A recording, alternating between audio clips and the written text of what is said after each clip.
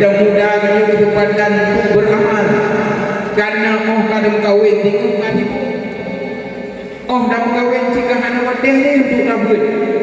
jadi kadang urang yang kamu kahwin tu anak di wadah untuk upah nabut jika ibu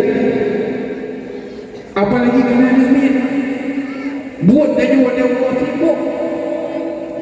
ayo nani nak kumpul sama grup dah kadang buat rinong di rumah sibuk tak sahaja budak rak baje kumpul rom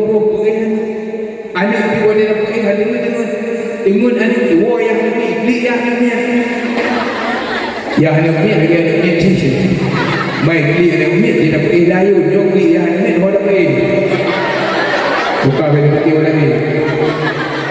ikli anak ni dia dah tak ada tak apa ikli yang anak ni jom dah tak yang punya tadi juga wadah tenaga keluarga wadah tanya hampa hidup tidak ilmu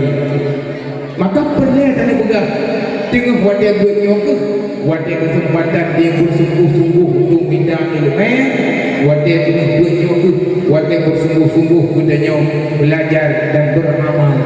karena tengah belum kahwin cik hampa hidup dan ibadat apalagi gedenya urinong sibuk ngadaknya sibuk urusan rumah tangga nyoke hanya di kesempatan ada di